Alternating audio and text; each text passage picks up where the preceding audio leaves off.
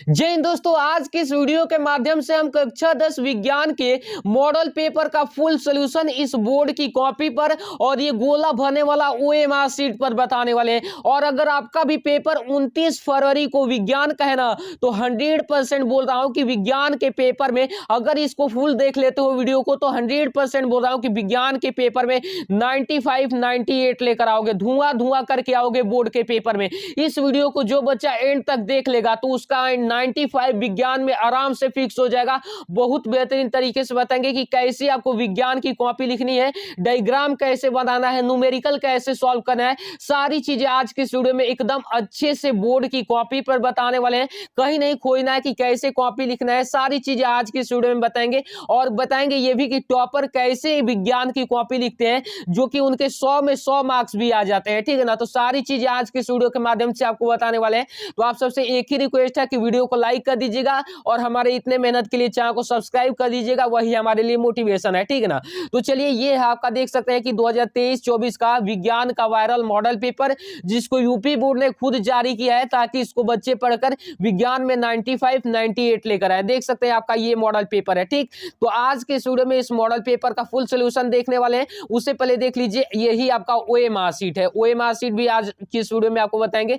सारी चीजें गोला कैसे करना है। आइए देख लेते हैं। यहाँ पर सबसे पहले इस मॉडल पेपर को पढ़िएगा अच्छे से। दिखा यहाँ पर देख लिए, यहाँ पर देखिए लिखा है कि प्रति 10 प्रश्न पत्र सत्र 2023-24 विषय विज्ञान कक्षा 10।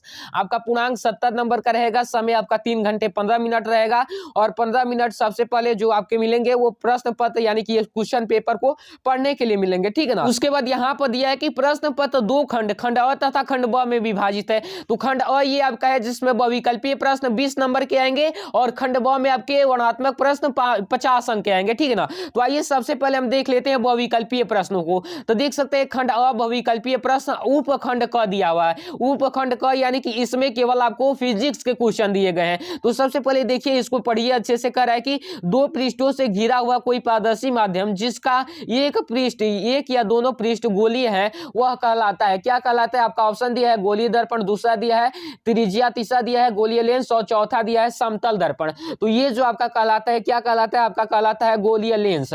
गोलीय लेंस कहलाता है। तो देखिए इसको कैसे यहाँ पर भरना है। यहाँ पर सी वाला ऑप्शन सही है ना, तो इसको यहाँ पर सी नंबर पे अच्छे से गोला कर देंगे। ठीक है ना, इसी तरीके से आपको गोला करना है, न ज्यादा बाहर करना है और न ज्यादा एकदम मतलब कि ऐसा कि स्पेस भी ना दिखाई दो, ऐसा करना है एकदम अच्छे तरीके से। देख लीजिए, जूम करके आपको दिखा दे रहा हूं, सेम इसी तरीके से आपको गोला करना है। ठीक है ना, बाहर की तरफ नहीं ले जाना है। ठीक, अच्छे से इसी तरीके से आपको गोला करना है सारी चीजें। ठीक, चलिए अब देखिए यहाँ पर दूसरा प्रश्न क्या कर रहा है कि दंत विशेषज्ञ मरीज के दांत का बड़ा प्रतिबिंब देखने के लिए किस दर्पण का उपयोग करते हैं? आपका किस दर्पण का उपयोग करते हैं? दंत विशेषज्ञ अवतल दर्पण का उपयोग करते हैं, क्योंकि वो चित्र को बड़ा दिखाता है। ठीक है ना, तो इसका कौन सा ऑप्शन सही था? इसका ऑप्शन ए वाला सही था। तो देखिए यहाँ पर 2 का ए हमने अच्छे से गोला कर दिया। ठीक, उसके बाद देखिए यहाँ पर अगला कर रहा है कि किसी उत्तल लेंस के सामने 2f और अनंत के बीच बिंब यानी कि वस्तु को रखा गया है, इसका प्रतिबिंब बनेगा। कहां पर बनेगा? तो इसका जो आपका प्रतिबिंब बनेगा कहां पर बनता है,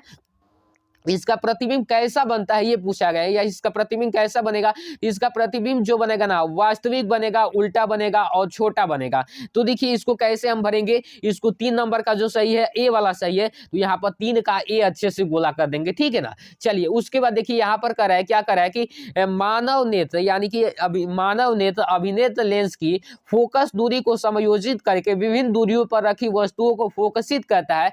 ऐसा कर पाने का कारण है, ऐसा कर पाने का कारण क्या है? जरा दूरदृष्टि, ये तो दृष्टि दोष का दिया हुआ है। ये जो है आपके समंजन क्षमता के कारण ही हो पाता है। किस क्षमता के कारण?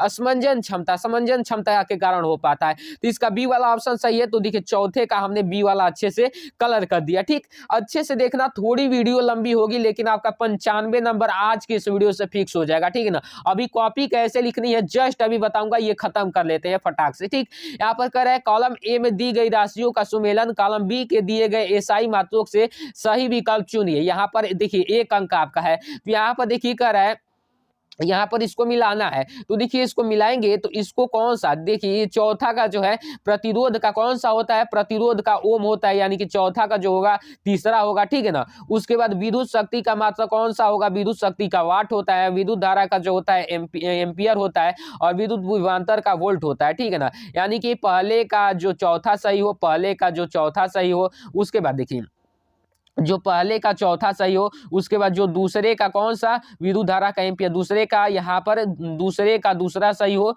दूसरे का पहला सही हो, ठीक है ना, दूसरे का पहला सही हो। देखिए इसमें मैच कर रहा है ना, दूसरे का पहला। उसके बाद तीसरे का कौन सा, तीसरे का 2 नंबर, तीसरे का 2 नंबर भी मैच कर रहा है। चौथे का जो हो जाएगा ओम हो जाएगा, चौथे का 3, यानी कि डी वाला ऑप्शन मैच कर रहा है तो डी वाला सही हो जाएगा। यानी कि पांचवा का आपका कौन सा सही हो जाएगा, डी सही हो जाएगा। तो डी को अच्छे से कलर कर दिया हमने। उसके बाद करें दो चालकता जिसके पदार्थ लंबाई तथा व्यास समान है, किसी विद्युत परिपथ में पहले श्रेणी क्रम में और फिर पार्श्व क्रम में संयोजित किए जाते हैं। श्रेणी क्रम तथा पार्श्व क्रम संयोजन में उत्पन्न ऊष्माओं का अनुपात क्या होगा, तो उसका जो अनुपात होगा 1:4 होगा। सॉल्व करके देख लीजिएगा, इतना ही आएगा। तो इसका कौन सा ऑप्शन राइट हो जाएगा, 6 नंबर का सी वाला ऑप्शन राइट हो जाएगा, 1:4। तो हमने अच्छे से भर दिया। उसके बाद देखिए, उसके बाद करें किसी विद्युत धारावाही सीधी लंबी परिनालिका के भीतर चुंबकीय क्षेत्र होता है। चुंबकीय क्षेत्र कैसा होता है, तो यहाँ पर इसका जो राइट आंसर हो जाएगा सभी बिंदुओं पर समान रहता है। सभी बिंदु जो होंगे उस पर समान वहां पर जो होंगे चुंबकीय क्षेत्र रहता है। तो इसका जो राइट आंसर हो जाएगा सी वाला हो जाएगा। तो देखिए हमने डी वाला हो जाएगा, तो 7वां का डी वाला हमने लगाया, यही आंसर सही है, ठीक। उसके बाद उपखंड ख आता है जिसमें केमिस्ट्री से दिए जाते हैं। कह रहा है कि बेंजीन का संरचनात्मक सूत्र है। बेंजीन का संरचनात्मक सूत्र क्या होता है, C6 फिर H6 होता है उसका। तो देखिए C6 और H6 होता है, तो गिनिए किसमें H 6 गो है। देखिए इसमें 3 और 2 5 गो है, 1 6 गो है, और 2 यहाँ पर 2 4 2 6 गो सी है। लेकिन देखिए यहाँ पर डबल बॉन्ड दिया है। देखिए इसमें होता क्या है कि एक में डबल बॉन्ड रहेगा, एक में सिंगल बॉन्ड रहेगा, फिर एक में डबल बॉन्ड रहेगा, फिर एक में सिंगल बॉन्ड रहेगा, फिर एक में डबल बॉन्ड रहेगा। वही बेंजीन का फॉर्मूला होता है। तो ये वाला सी वाला ऑप्शन आपका राइट है। तो ऑप्शन नंबर सी का सी वाला ऑप्शन राइट है, यानी कि ये वाला ऑप्शन सही है। तो सी का सी मतलब कि 8वां का सी सही है, ठीक है ना। चलिए 8वां का सी सही है, यहाँ पर सी वाला ऑप्शन हमने भर दिया, ठीक। चलिए उसके बाद देखिए यहाँ पर अगला प्रश्न कर रहा था कि निम्नलिखित में समजातीय श्रेणी है। समजातीय श्रेणी कौन सा है आपको बताना है। तो जो समजातीय श्रेणी है जिनका समान सूत्र और क्रियात्मक समूह एक जैसे होते हैं उसी को समजातीय श्रेणी बोलते हैं। तो इसमें जो आपका समजातीय श्रेणी है कौन सा वाला है, देखिए यहाँ पर ऑप्शन दिया है उक्त में संदर्भ में सही विकल्प है। सही विकल्प कौन सा है, इसका जो आपका सही विकल्प हो जाएगा कौन सा वाला हो जाएगा, दूसरा नंबर, पहला और चौथा इसका राइट हो जाएगा। ये और ये दोनों ही राइट हो जाएंगे, ठीक है ना। ये दोनों समजातीय श्रेणी है। तो इसका जो राइट आंसर हो जाएगा बी वाला। तो देखिए हमने बी वाले को अच्छे से कलर कर दिया। उसके बाद देखिए यहाँ पर 10 नंबर का है कि पृथ्वी की भू प्रकृति में प्रकृति रूप में पाए जाने वाले तत्वों या यौगिकों को डैश कहते हैं, क्या कहते हैं, खनिज कहते हैं। सी वाला ऑप्शन सही है। तो सी हमने भर दिया अच्छे तरीके से। अब इसको दिखाने की जरूरत नहीं ना है, नहीं जरूरत है, अब आपको डायरेक्ट बता रहा हूं, ठीक है ना। देखिए यहाँ पर दांतों का क्षय कब प्रारंभ होता है, जब पीएच मान यहाँ पर 5.5 से कम हो जाता है, यानी कि अम्लीय हो जाता है, तब दांतों का क्षय होना प्रारंभ हो जाता है। तो इसका जो आपका राइट आंसर हो जाएगा बी वाला हो जाएगा, ठीक। उसके बाद यहाँ पर करें अभिकथन जिंक सल्फ्यूरिक अम्ल के साथ अभिक्रिया कर जिंक सल्फेट तथा हाइड्रोजन गैस बनाता है। तो यहाँ पर बताना है कि यह एक विस्थापन अभिक्रिया है। तो देखिए इसमें आपको यहाँ पर देखिए क्या करा है कि यहाँ पर तर्क 2 भी दिया है कि जिंक ऑक्सीजन के साथ क्रिया कर जिंक ऑक्साइड बनाता है। इसमें फर्स्ट दिया है कि दोनों अभिकथन तथा तर्क 2, यहाँ पर दोनों अभिकथन फर्स्ट तथा तर्क 2 यानी कि सेकेंड सही है, तथा तर्क सेकेंड अभिकथन का सही स्पष्टीकरण है। तो देखिए इसको आप अच्छे से पढ़ लीजिएगा। इसका जो आपका राइट आंसर हो जाएगा ऑप्शन नंबर बी वाला। कौन सा, बी वाला ऑप्शन राइट हो जाएगा कि अभिकथन फर्स्ट तथा तर्क सेकेंड दोनों सही है, परंतु तर्क अभिकथन का स्पष्टीकरण नहीं है, उसको स्पष्ट नहीं बताया जा सकता, ठीक है ना। चलिए 13 नंबर का है कि निम्नलिखित रासायनिक समीकरण को पूरा कीजिए। तो देखिए इसमें जो हुआ है थोड़ा सा मिस प्रिंट हुआ है। ये जो आपका पोर्शन था इसको बोर्ड द्वारा नहीं देना चाहिए था, ये नहीं देंगे तो इसी को आपको यहाँ पर भरना है। तो देखिए इसी को भरना है और ये दे दिया गया, तो यही जो होगा ऑप्शन में टिक मार दीजिएगा, यानी कि बी वाला ऑप्शन इसका राइट हो जाएगा, ठीक है ना। चलिए अच्छे से देखिए ये अब आपका आएगा उपखंड ग, जिसमें बायोलॉजी से आपके क्वेश्चन दिए गए हैं, ठीक है ना। बायोलॉजी से दिए गए तो पढ़िए अच्छे से। क्या करें कि अंतः श्वसन के दौरान वायु प्रवाह का सही मार्ग कौन सा है। वायु प्रवाह का सही मार्ग अंतः श्वसन के दौरान कौन सा है, नासा मार्ग, नासा द्वार, श्वास नली, ग्रसनी और कंठ कुपिका है। यही आपका जो है सही मार्ग है, ठीक है ना। अच्छे से देखिएगा। उसके बाद अगला करा है कि निम्नलिखित कथन का कारण पढ़कर दिए गए विकल्पों में सही विकल्प का चयन कीजिए। यहाँ पर देखिए, यहाँ पर पिता के प्राप्त क्रोमोसोम बच्चों के लिंग निर्धारण होता है, कारण मानव पुरुष में एक्स तथा वाई गुणसूत्र होता है। तो इसमें आपको कथन सही चूज करना है। तो जो इसका जो सही कथन होगा ना, कथन और कारण दोनों सत्य हैं, और कारण कारण कथन से सही व्याख्या करता है। इसका ए वाला ऑप्शन इसका राइट हो जाएगा, ठीक है ना। चलिए, उसके बाद यहाँ पर कह रहा है कि विद्युत आवेग के प्रवाह की सही दिशा कौन सी है। विद्युत आवेग के प्रवाह की सही दिशा इस तरह होती है, ठीक है ना। इस तरह, फिर इस तरह, फिर इस तरह, ठीक है। इसी तरीके से विद्युत आवेग ये इस साइड नहीं रहेगा, इस साइड रहेगा, ठीक है ना। इस साइड इस तरीके से प्रवाह करता है। तो जो इसमें इस तरीके का हो, देखिए सी वाला है ना, तो सी वाले को राइट कर देंगे, ठीक है। यहाँ पर सी लिखा हुआ है तो सी वाले को राइट कर देंगे, ठीक। चलिए, यहाँ पर अगला करें कि थायरॉक्सिन के बारे में कौन सा कथन सही नहीं है।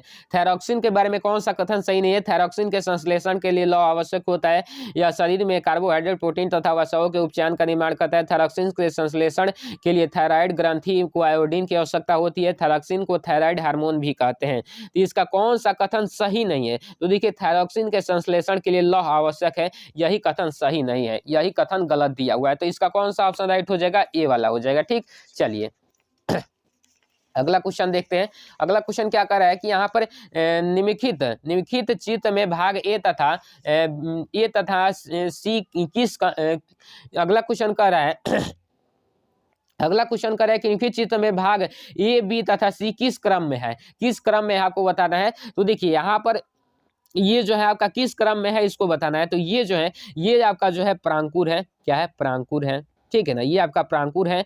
उसके बाद ये जो आपका नीचे वाला है, उसके बाद ये वाला बीज पत्र है, बीज पत्र है, ठीक है ना, बीज पत्र ये वाला, ठीक। उसके बाद ये जो आपका उसके बाद वाला है वो है मूलांकुर। क्या है, मूलांकुर, ठीक है ना। तो इस क्रम में ये दिया गया है। तो जो इसमें राइट हो उसको चूज कर लीजिएगा। हाँ, तो देखिए सी डी वाला ऑप्शन इसमें दिया है, यहाँ पर सी वाला दिया है, सी वाला, तो सी वाला इसका राइट हो जाएगा, ठीक है ना। प्रांकुर, बीजपत्र और मूलांकुर, ठीक, यही राइट हो जाएगा। चलिए, यहाँ पर 19 नंबर का है, जनन की अलैंगिक विधि में उत्पन्न संतति में परस्पर अधिक समानता होती है, क्योंकि आपको बताना है क्यों होती है। क्योंकि अलैंगिक जनन में केवल एक ही जनक भाग लेता है। आपको पता ही है, कायिक प्रवर्धन जैसे मतलब अलैंगिक जनन करवाया जाता है तो इसमें एक ही जनक भाग लेता है। तो इसीलिए यही इसका आपका राइट आंसर हो जाएगा। उसके बाद यहाँ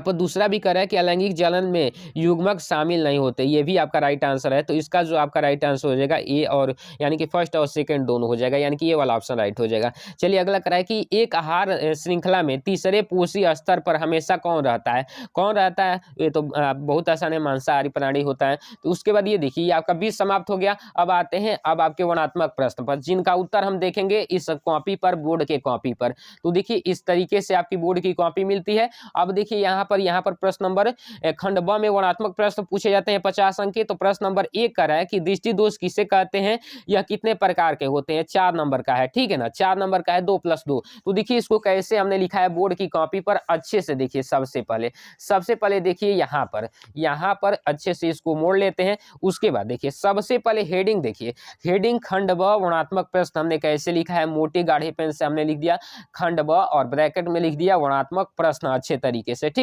उसके बाद उपखंड क कर रहे हैं ना, तो उपखंड क भी हमने लिख दिया। देन उसके बाद हम प्रश्नोत्तर 1 कर रहे हैं, प्रश्नोत्तर 1 तो प्रश्नोत्तर 1 लिख दिया। उसके बाद फर्स्ट या फिर सेकंड, फर्स्ट कर रहे हैं तो फर्स्ट यहाँ पर हमने लिख दिया। अब स्टार्ट करेंगे लिखना। क्या पूछ रहा था, दृष्टि दोष किसे कहते हैं और कितने प्रकार के होती है। तो देखिए, जब भी आप विज्ञान की कॉपी लिखे तो उसमें आपको सबसे पहले हेडिंग ही बनाना है, तो देखिए, हमने अच्छे तरीके से इसमें हेडिंग बना दिया, दृष्टि दोष। ये हेडिंग हमेशा आपको बनाना है, हेडिंग आपको हमेशा विज्ञान की कॉपी लिखते समय बनाना है, ठीक है ना। तो हमने सबसे पहले हेडिंग बना दिया दृष्टि दोष। और दृष्टि दोष में क्या लिखा कि जब नेत्र में प्रतिबिंब रेटिना के आगे या पीछे बनता है तब वस्तु स्पष्ट नजर नहीं आती। यह स्थिति तब उत्पन्न होती है जब नेत्र की स्पंदन क्षमता प्रतिबिंब को रेटिना पर बनाने के लिए कम हो जाती है तथा पूर्णतः समाप्त हो जाती है, ठीक है ना, हो जाती है। इसी को हम दृष्टि दोष कहते हैं। इस दृष्टि दोष को हमने क्लियर कर दिया। उसके बाद पूछा था कि दृष्टि दोष कितने प्रकार के होती है, केवल प्रकार आपसे पूछा था, तो केवल प्रकार ही आप लिखोगे। तो यहाँ पर हेडिंग बनाएंगे दृष्टि दोष के प्रकार, हेडिंग हमेशा बनाना है, ठीक है ना। अब लिखेंगे यह 2 प्रकार का होता है, सबसे पहला निकट दृष्टि दोष और दूसरा में लिखेंगे आपका दूर दृष्टि दोष, ठीक है ना। तो ये आपका हो गया। कंप्लीट हो गया। उसके बाद यहाँ पर 2 नंबर में कह रहा था हमें आकाश में इंद्रधनुष केवल वर्षा के पश्चात ही क्यों दिखाई देते हैं। 2 + 2 4 नंबर का ये भी है। तो देखिए इसको कैसे लिखेंगे यहाँ पर अच्छे से, यहाँ पर ये देखिए ये जो था ये 2 नंबर का ये प्रश्न था और 2 नंबर का ये भी प्रश्न था। थोड़ा मिस्टेक हो गया, हम समझे कि इसी का है, तो ये इसका 2 नंबर है और इसका भी 2 नंबर है, तो 4 नंबर का ये दोनों है। तो इसका 2 नंबर मिलेगा, इसका भी 2 नंबर मिलेगा। तो देखिए ये 2 नंबर का ये भी प्रश्न है। यहाँ पर प्रश्न उत्तर 1 का 2 लिख देंगे अच्छे से। इसमें कह रहा है कि जिस प्रकार प्रिज्म से प्रकाश गुजरता है तो वह 7 रंगों में टूट जाता है, उसी प्रकार जब बारिश पड़ती है, साथ धूप निकलती है, तो धूप की किरणें बारिश की बूंदों से होते हुए पार होती है तो वह 7 रंगों में टूट जाती है। इसीलिए बारिश के दिनों में हमें इंद्रधनुष दिखाई देता है। ये आपका हो गया दूसरा, पहले का दूसरा भी। उसके बाद यहाँ पर 2 नंबर का फर्स्ट पढ़िए क्या करा है कि उत्तल लेंस को अभिसारी लेंस क्यों कहा जाता है, ये भी 2 नंबर का है। तो देखिए यहाँ पर दूसरे का फर्स्ट नंबर क्या लिखेंगे, यहाँ पर अच्छे से बना दीजिएगा दूसरे का फर्स्ट। और पूछा था कि उत्तल लेंस को अभिसारी लेंस क्यों कहा जाता है, तो लिखेंगे कि उत्तल लेंस को अभिसारी लेंस इसलिए कहा जाता है क्योंकि इस लेंस से अपवर्तित होने के पश्चात प्रकाश किरणें किसी एक बिंदु पर आकर मिलती है। ठीक, अब देखिए ये तो आपने क्लियर कर दिया, लेकिन इस पर आपको ज्यादा मार्क्स नहीं दिए जाएंगे, 1 नंबर आपका काट लिया जाएगा।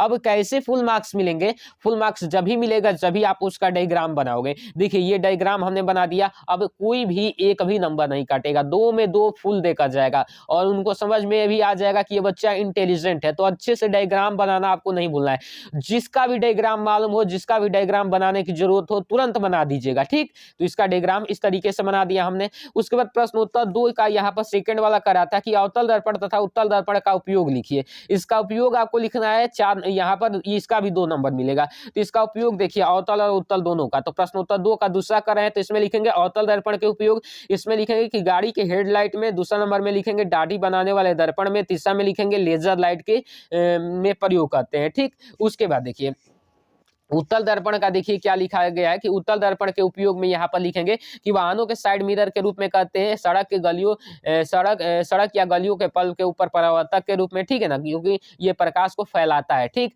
उसके बाद यहाँ पर छोटा प्रतिबिंब बनाने के लिए भी करते हैं। उसके बाद देखिए यहाँ पर तीसरा का, यहाँ पर आइए तीसरा का फर्स्ट नंबर में कि किसी 4 ओम प्रतिरोध से प्रति सेकंड 100 जूल ऊष्मा उत्पन्न हो रही है, प्रतिरोधक के सिरों पर विभवांतर ज्ञात कीजिए। यहाँ पर देखिए सबसे पहले प्रश्न उत्तर 3 का फर्स्ट हेडिंग बनाएंगे और आपसे यहाँ पर देखिए प्रतिरोध दिया था 4 ओम, प्रतिरोध R बराबर 4 ओम लिख देंगे। उसके बाद यहाँ पर देखिए क्या दिया था, जूल यानी कि ऊष्मा दिया था, तो Q बराबर, ये ऊष्मा Q बराबर हम लिख देंगे 100 जूल। उसके बाद आपसे पूछ रहा था विभवांतर निकालने को, तो यहाँ पर इसी तरीके से आपको न्यूमेरिकल सॉल्व करना है, जो दिया है उसको लिख देंगे और जो निकालना है उसको लिख देंगे। यानी कि V बराबर निकालना था तो इसको लिख देंगे। सबसे पहले हम फॉर्मूला जो आपका Q बराबर I² RT होता है उसको लगाएंगे और यहाँ से I का वैल्यू निकालेंगे। तो देखिए यहाँ पर 100 दिया था, I² का मान निकालना है, 4 यहाँ पर R का मान दिया था, T का प्रति सेकंड दिया था तो 1 हो जाएगा। अब I² यहाँ पर 100 यहाँ पर ऊपर हो जाएगा और ये बट्टे में चला जाएगा 4, तो 100/4 हो जाएगा, 25 हो जाएगा। I बराबर 5 एम्पियर हो जाएगा। ठीक, अब V बराबर IR फॉर्मूला लगाकर यहाँ पर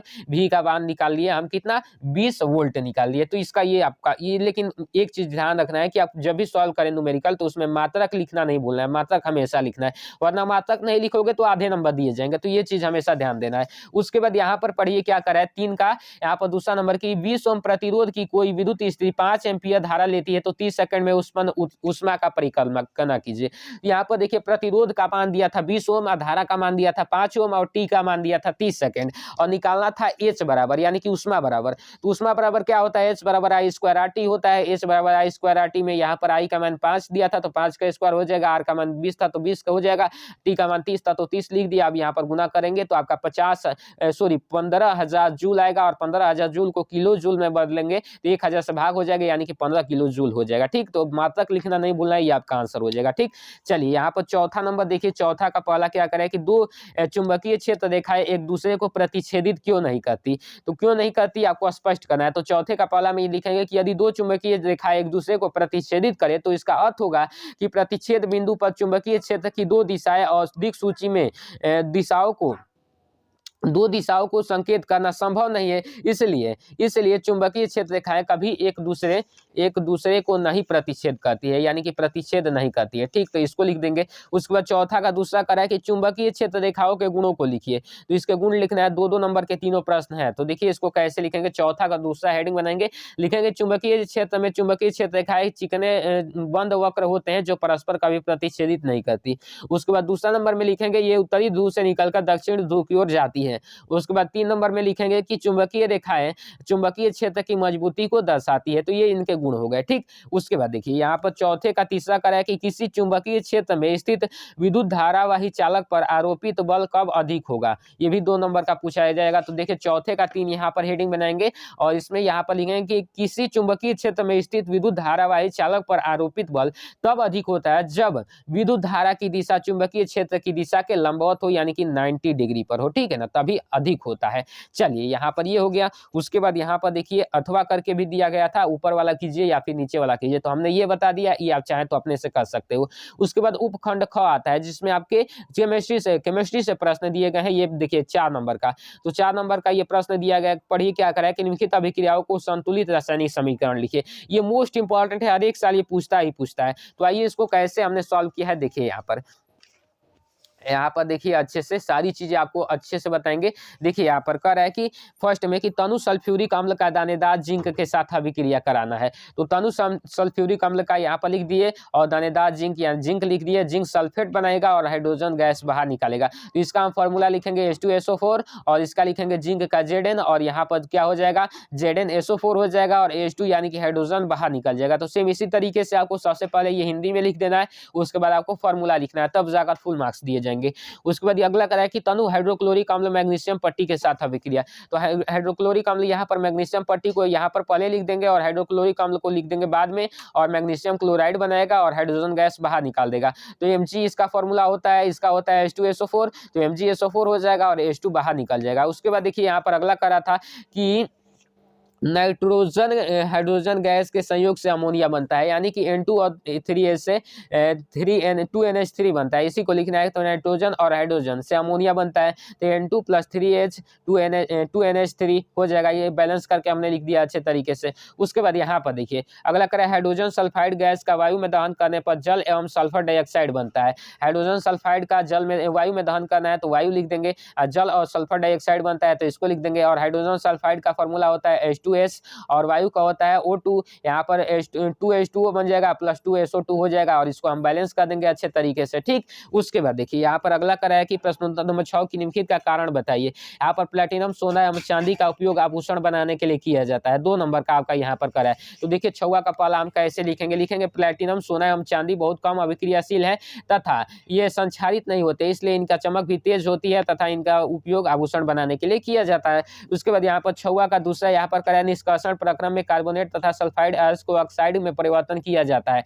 क्यों किया जाता है आपको बताना है, 2 नंबर ये भी इसका मिलेगा। तो यहाँ पर लिखेंगे कार्बोनेट तथा सल्फाइड आयंस से धातु को निष्कर्षण के लिए उसे ऑक्साइड में परिवर्तित किया जाता है, क्योंकि उससे अशुद्धियां वाष्पित हो जाती है जिससे धातु के यौगिक अपचयन में सरलता होती है। ठीक है ना, अशुद्धियां वाष्पित हो जाती है जिससे धातु शुद्ध हो जाती है। उसके बाद देखिए यहाँ पर 7वां नंबर का है कि सहसंयोजी आबंध किसे कहते हैं, सहसंयोजी आबंध के 2 लक्षण लिखिए। या फिर 2 नंबर में यहाँ पर करा निम्नलिखित यौगिकों में IUPAC नाम लिखिए। 3 नंबर में करा कठोर जल में साबुन अपचयित करने का झाग निर्माण समझाइए।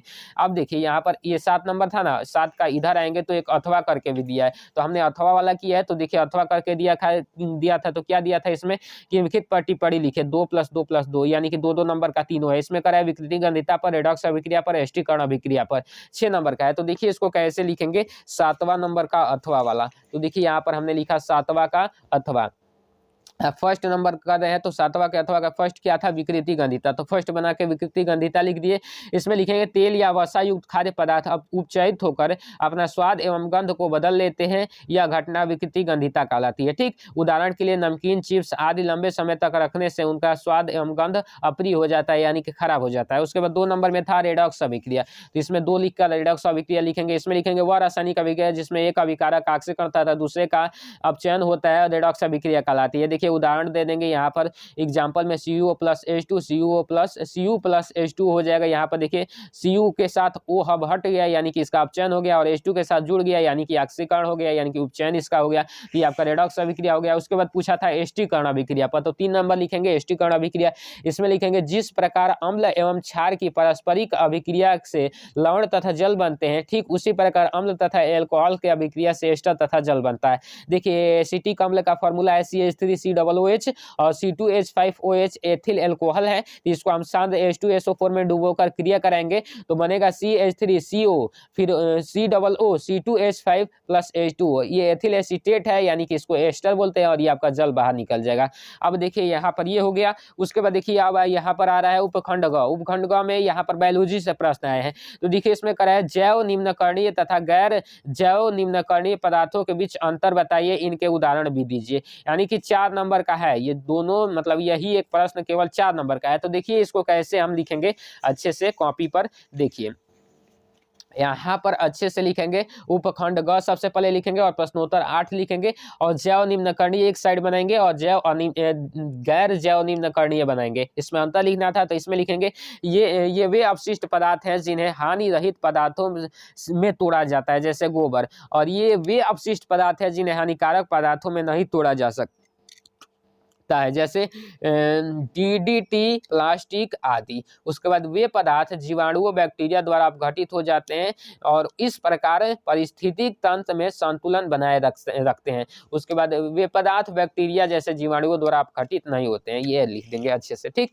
उसके बाद देखिए यहाँ पर दिया गया था कि निम्नलिखित चित्र में अंतःस्रावी ग्रंथियों को नामांकित कीजिए। यहाँ पर 4 नंबर का बहुत ज्यादा आसान है और 4 नंबर आपको मिल जाएंगे। इसको आपको ग्रंथि को यहाँ पर नामांकित करना था। ये जो आपका है पीनियल ग्लैंड है। उसके बाद ये जो आपका है, ये जो आपका पीयूष ग्रंथि है, कौन सा, ये वाला जो है पीयूष ग्रंथि है। उसके बाद ये जो है आपका थायराइड ग्लैंड है, थायराइड ग्लैंड है, ठीक, थायराइड ग्लैंड। उसके बाद ये जो है थाइमस है, उसके बाद ये जो है थाइमस, ठीक। तो इसी को लिख देना है। देखिए यहाँ पर लिख दिया है, इसको हम लिखे हैं पीनियल ग्रंथि, उसके बाद इसको लिखे हैं पीयूष ग्रंथि, उसके बाद इसको लिखे हैं कौन सा, उसके बाद इसको लिखे हैं थायराइड, उसके बाद इसको लिखे हैं कौन सा, ये वाला जो है थाइमस है, तो थाइमस लिख दिए अच्छे से, ठीक। और प्रश्नोत्तर 10 हम आपके ऊपर दे रहे हैं, आपकी जिम्मेदारी है इसको सॉल्व करना। देख लीजिए, स्क्रीनशॉट ले लीजिए प्रश्नोत्तर 10 का और अच्छे से बनाकर हमें भेज दीजिएगा व्हाट्सएप ग्रुप पर। व्हाट्सएप ग्रुप का लिंक दे देंगे, उसमें इन सब का PDF भी रहेगा, ठीक। उसके बाद अगला करें मानव आहार नाल का आरेख बनाइए तथा उसमें नामांकित कीजिए मुख्य, ग्रसिका, आमाशय तथा छोटी आंत को। 4 + 2 6 नंबर का है, ठीक। तो देखिए मानव आहार नाल का चित्र बना देंगे तो 4 नंबर मिलेगा, नामांकित कर देंगे तो 2 नंबर मिलेगा। तो प्रश्नोत्तर 11 हमने लिख दिया और मानव आहार नाल का हमने चित्र बना दिया, और चित्र बनाकर ये जो आपका पोर्शन है मुख है तो मुख कर दिया हमने, ये पोर्शन ग्रसिका है तो ग्रसिका कर दिया। उसके बाद ये पोर्शन अमाशय है, अमाशय कर दिया। ये पोर्शन छोटी आंत है तो छोटी आंत लिख दिया। इन्हीं चारों को नामांकित करना था, हमने अच्छे से कर दिया। उसके बाद लिख दिया मानव आहार नाल का चित्र। तो आज के वीडियो में आपको पूरा अच्छे तरीके से इस मॉडल पेपर का सोल्यूशन बता दिया और इसका PDF आपको व्हाट्सएप ग्रुप पर मिल जाएगा, तो जाकर ज्वाइन कर लीजिएगा। मैं मिलता हूं आपको इसके नेक्स्ट वीडियो में, तब तक के लिए जय हिंद, वंदे मातरम।